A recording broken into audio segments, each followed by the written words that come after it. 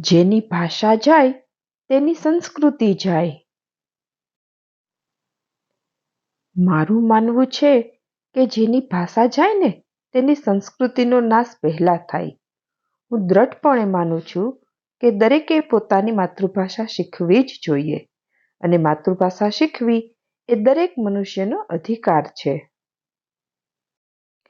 પરિવાર માટે અને બાળકોના સારા ભવિષ્ય માટે દેશ વિદેશોમાં ગમે ત્યાં આપણે રહેતા હોય પણ આપણે આપણા બાળકોને આપણી માતૃભાષા શીખવાડવી જ જોઈએ.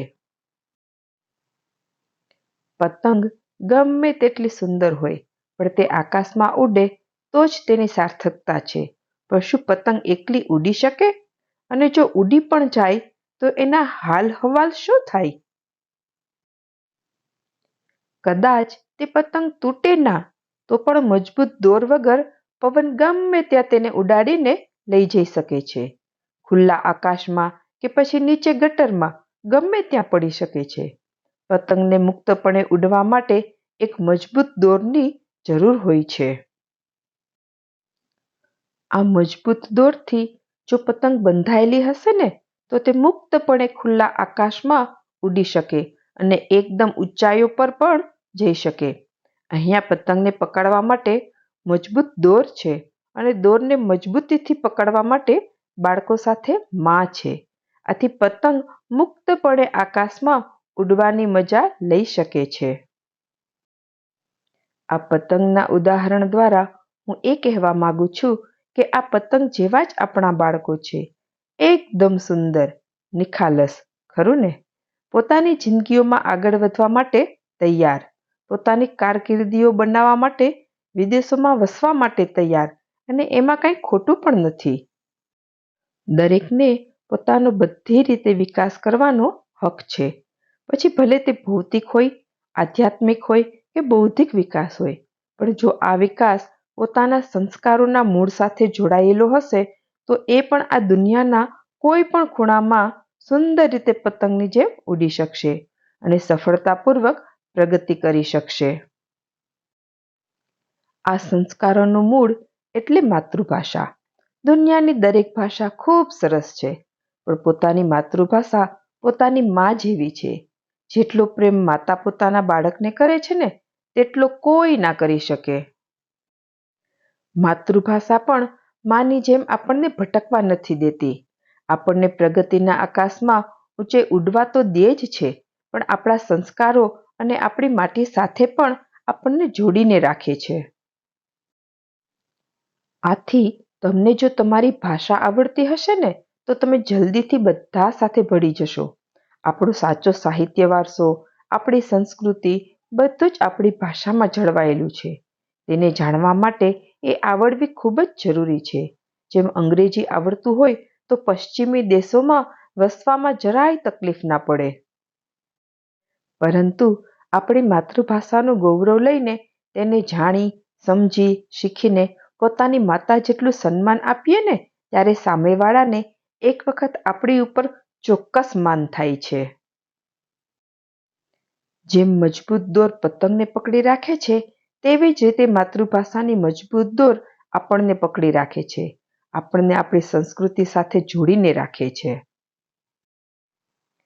જો માતૃભાષા આવડતી હશે ને તો આપણા દિવ્ય પુસ્તકો રામાયણ, ગીતા, વેદો, ઉપનિષદો વગેરેને વાંચી શકાય, સમજી શકાય. જ્યારે આપણે કોઈ હિન્દી ફિલ્મ અંગ્રેજી ભાષામાં ડબ કરેલી જોઈએ કે કોઈ અંગ્રેજી ફિલ્મ ગુજરાતી કે હિન્દી ભાષામાં ડબ કરેલી જોઈએ તો કેવું લાગે? ઓરિજિનલ જેવી મજા તો ન જ આવે. દરેક વસ્તુ એટલે કે ડબ કરેલું કે બીજી ભાષામાં ભાષાંતર કરેલું ઓરિજિનલ હોય એવું તો ના જ સમજાવી શકે.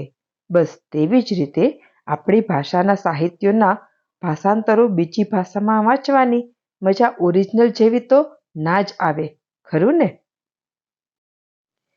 ઇતિહાસ સાક્ષી છે કે જેની ભાષા ભૂલાઈ ગઈ તેની સંસ્કૃતિ પણ ભૂલાઈ ગઈ.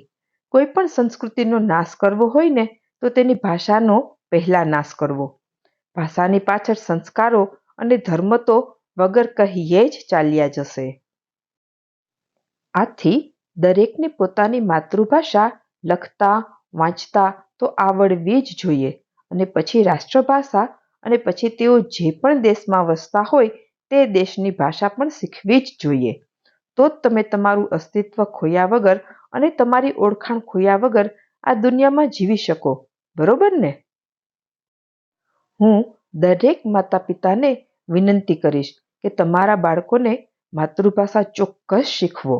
જો તમને ના આવડતી હોય તો તમે પણ શીખો. યુકેમાં બધી જગ્યાએ તેને શીખવાની સગવડતા છે. આપણે આપણા ઘરોમાં અને બાળકોમાં ફક્ત માતૃભાષા જાળવી રાખશું ને તો એ તેમાં આપણું ઘણું બધું સચવાઈ રહેશે.